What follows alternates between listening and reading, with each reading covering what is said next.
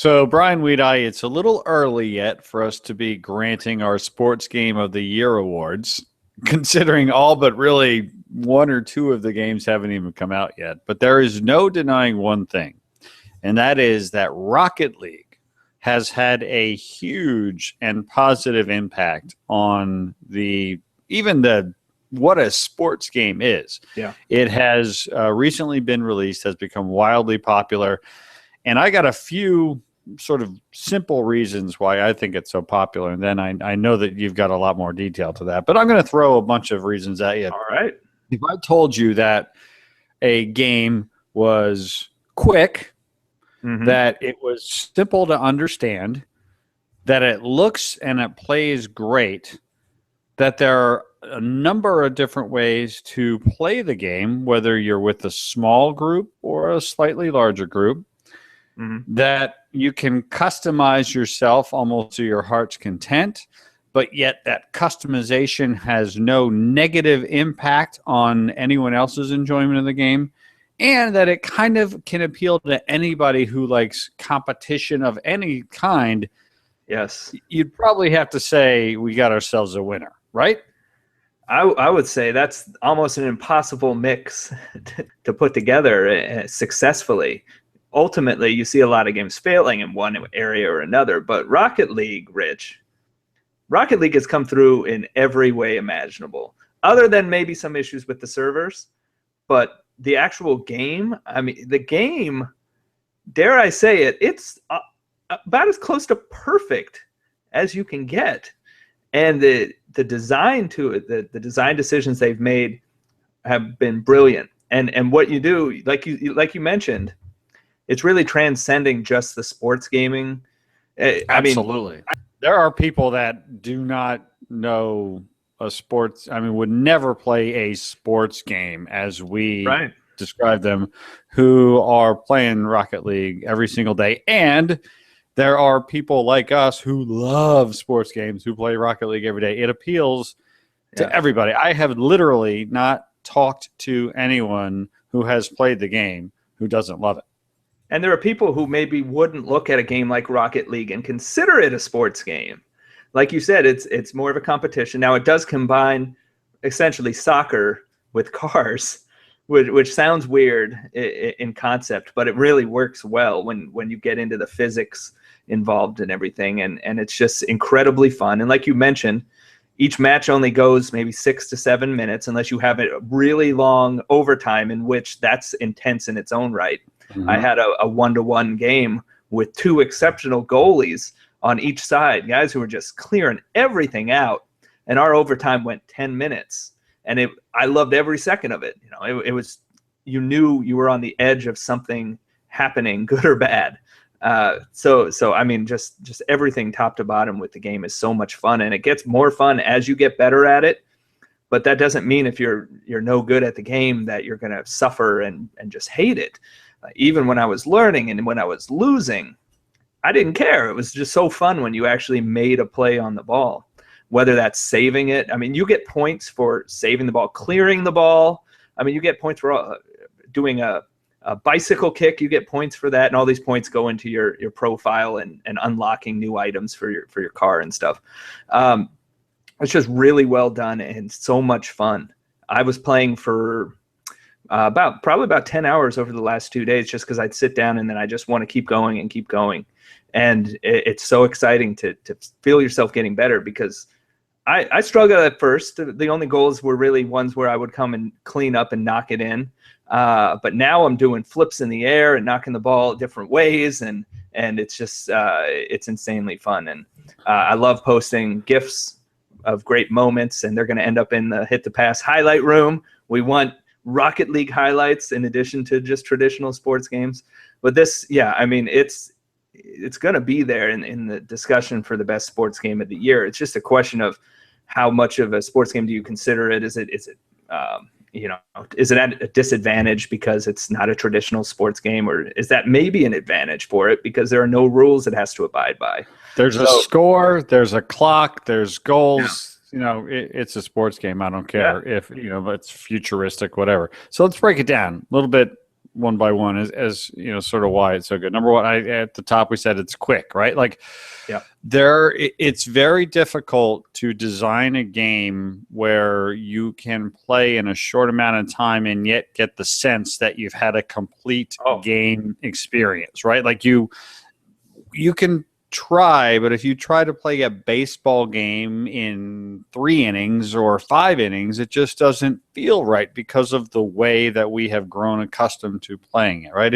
If you play a football game like Madden, even in like Ultimate Team, if the quarters are like 2 minutes long or something, it changes absolutely the game, right? Or if you play a game of FIFA and it's just a really, really short game, it's almost like you get 1 goal and that's it, right? But so making a game short, it's easy to say but very difficult to do. But yet Rocket League, the amount of time is almost perfect. And because you can play a bunch, you don't have to feel like you have to dedicate a lot of time to it. So that's like right off the bat one of the things that I noticed was excellent about it.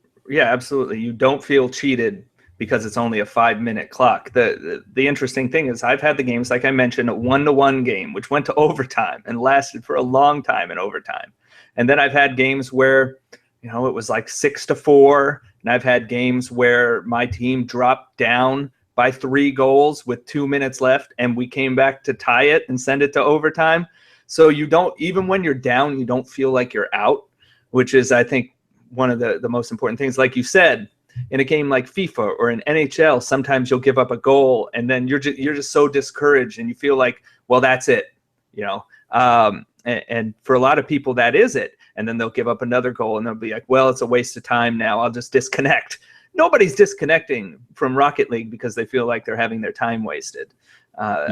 It's absolutely a perfect blend of that satisfaction of having enough time to create those opportunities and not being, you know, too long that you feel like you're sitting around and wasting a lot of time. It's absolutely, you know, you fit in 10 games into an hour, and that's really an awesome feeling. So then the second thing is it's simple to understand, right? Like you don't have to learn a lot of complex rules. It is soccer, but instead of with players, like with human beings, you're driving cars around. So within 30 seconds to a minute, whoever is playing it understands, oh, okay, you put the ball in the goal and whoever has the most goals at the end wins. So it's simple to understand, yet there is a lot of nuance to it that the more you play, and if you make the effort to learn, there's a lot going on underneath the hood from both a strategy perspective and a control perspective. Yes, and there is a lot of strategy in there. And I would recommend, first of all, people go through the tutorial and the training sessions, because that was really helpful to me in learning some of these things and putting yourself in a situation where you can get a sense of speed and physics and timing and even just in defending and just knocking things out of the air. It takes a lot of practice, because at first you're going to be sailing by the ball, you're going to be jumping and whiffing 99% of the time, and then you start to figure it out, and it's really satisfying. So there are also a number of strategies, whether that be having somebody hang back and play goalie, which I've seen, or what I like to do is I kind of play like a midfielder. I'll drop back or I'll come up in situations. And then you can even run speed through and destroy your opponent's vehicles. And that's one great way to get rid of a pesky goaltender, is just to turbo into him and explode him. So there's a lot of strategy involved there, and teamwork that pays off if you do play as a team. So that's it's a lot of fun, really, to figure that out and then take advantage of the opportunities. And it's really, like I said before, it's a really satisfying feeling, whether you're scoring a goal or preventing a goal. Another thing, right? As I mentioned earlier, it looks great. I mean, it has a very interesting visual style. Like when you score, the ball crosses into the net, it explodes, and everybody around it goes flying through the air. And each of the players can customize their car a little bit. You can have your own flags. You can have different, exhaust fumes coming out, and you can have a lot of fun with it. Like it's when I say it looks great, it's not like it's, the most amazing detail, but when you're playing the game or watching the game, it's a beautiful looking game. And I haven't heard a whole lot of people talk about that, but it's true. Yeah, it's a slick looking game. The frame rate is really good, which is probably even more important. And it's got things like weather. Not that the weather affects how you're playing, but it's got rain. And some of our sports games don't really represent weather very well these days. And here you have it in Rocket League. You play it day or night in different arenas. So yeah, it's a nice looking game, and it's suitable for what it needs to be. It didn't need to be anything more than it is in terms of visuals. It looks good and it runs good, which is just as important. And there's a bunch of ways to play. You can play single player, through a season. You can play online multiplayer, and you can play with a number of people too. I think you can play 1v1, 2 versus 2, 3 versus 3, and up to 4 versus 4. And each of those changes the game a little bit. So there's also a bunch of different ways to play, and you can sort of find what you like best and just go at it that way, or you can mix and match and jump around depending upon like how many of your friends happen to be on at the moment too.